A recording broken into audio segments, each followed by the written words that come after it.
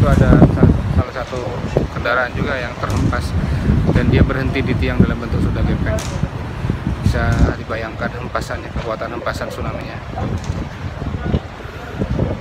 Kawasan ini restricted sebetulnya, di depan dijaga oleh tentara. Alhamdulillah kami bisa masuk dan dimintakan kakak dengan KTP, Pak. Iya, itu ramai juga di media. Iya, diminta kakak dengan KTP. Banyak itu. Disuruh ke kita ke Korea. Benar tongol gitu. Nah, selama ini kasihan tidak pernah kita ditengok bagaimana warganya di sini, tidak pernah. Untung juga kasihan ada mitra-mitra di luar bantu kasihan kita orang di sini.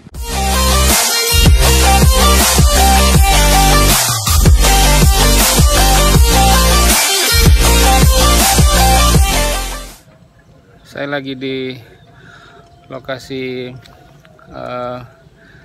gempa bumi di Palu. Ini masih di tengah kota. Awalnya tempat ini rata. Ini sebuah perkampungan. Semua tanah, tumpukan rongsokan mobil dan rumah-rumah itu berasal dari atas. Ini yang disebut areal di mana wilayah ini bergerak, tanah bergerak. Saya lupa sebutkan namanya wilayahnya, ini Petobo yang masuk ke media. Jadi areal ini adalah sebelumnya adalah perumahan dan sebagian juga tanah datar. Tanah-tanah dan rumah dan kendaraan ini sebelumnya nggak ada di sini. Ini dari wilayah di bukit di belakang sana. Dari bukit itulah tanah itu bergerak ke bawah, dan penduduk asli di sini itulah yang tertimbun di bawah. Jadi rumah, kemudian semua benda yang di atas permukaan tanah ini tenggelam, dan ini ditimbun oleh pergerakan tanah yang ada dari atas bukit. Di belakang saya ini ada reruntuhan rumah yang sudah sama sekali nggak berbentuk, dan di kawasan ini diperkirakan ada hampir 800 korban yang hingga kini belum ditemukan. Data-data terbaru dari Komando Gabungan Angkatan Darat per Senin 8 Oktober kemarin ada sekitar total hampir 4.000 korban meninggal, korban yang hilang, dan korban yang terkubur. Jadi untuk gempa di Palu ini data tentang yang hilang dan terkubur itu dipisahkan karena banyak sekali yang hingga kini posisinya itu masih diperkirakan tertimbun. Kawasan ini restricted sebetulnya. Di depan dijaga oleh tentara sehingga relawan hanya sampai di depan. Alhamdulillah kami bisa masuk dan mengunjungi wilayah-wilayah yang sangat memprihatinkan ini.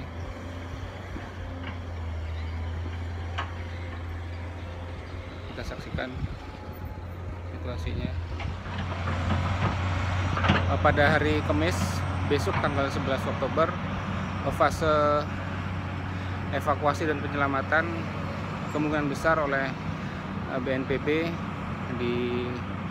diakhiri. Jadi besok hari Kamis adalah hari terakhir fase itu, kemudian dilanjutkan oleh fase pemulihan. Di daerah ini sendiri masih sering terjadi gempa susulan. Tadi pagi subuh ada sekitar 3 kali gempa, dan ini kondisinya masih sangat labil.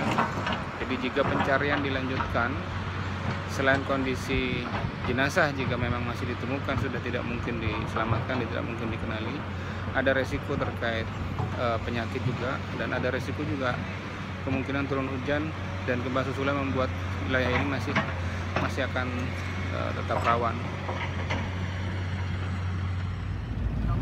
Kalau kita perhatikan tanah-tanah ini sebetulnya masih lunak dan mungkin bisa terjadi longsoran susulan di sana. Masih sangat empuk.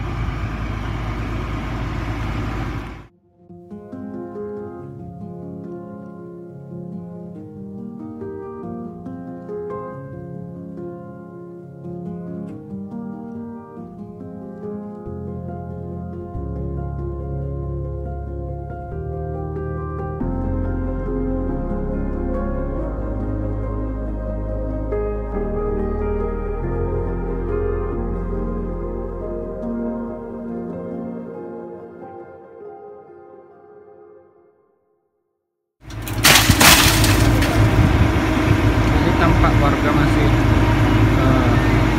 proses melakukan penyelamatan barang-barang yang masih bisa diselamatkan.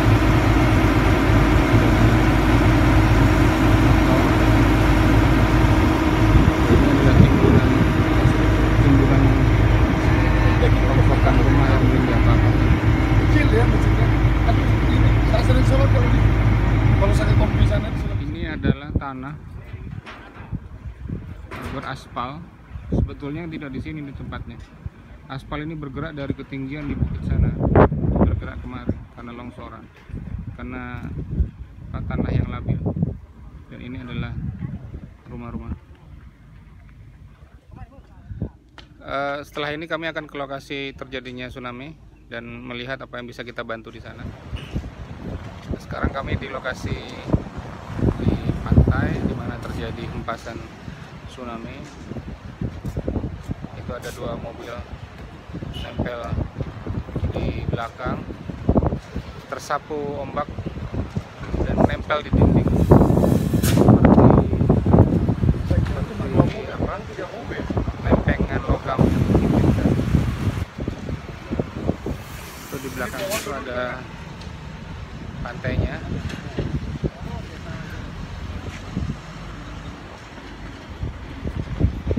Salah satu bangunan yang rusak cukup parah. Itu ada salah satu kendaraan juga yang terhempas dan dia berhenti di tiang dalam bentuk sudah gepeng. Bisa dibayangkan hempasannya, kekuatan hempasan tsunami-nya. Jadi kalau diperhatikan posisi Palu yang di sini adalah seperti terjepit oleh 2 bencana itu.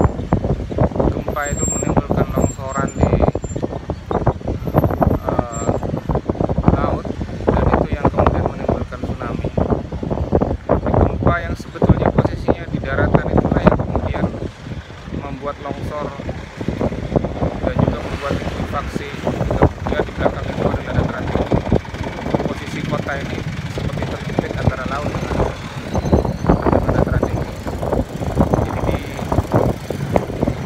diancam bencana dari atas dan dari bawah dan juga dari laut. Artinya ini sasarannya sebelumnya. Padahal ini sasarannya.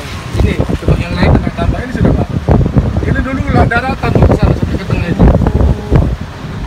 Terus tiba-tiba kalau misalnya dia naik, kita lihat dari atas nanti Turun di sini. kita lihat daerah mana? yang Misalnya sekarang ini. Sekarang saya ke sana. Tidak ada lagi jalan.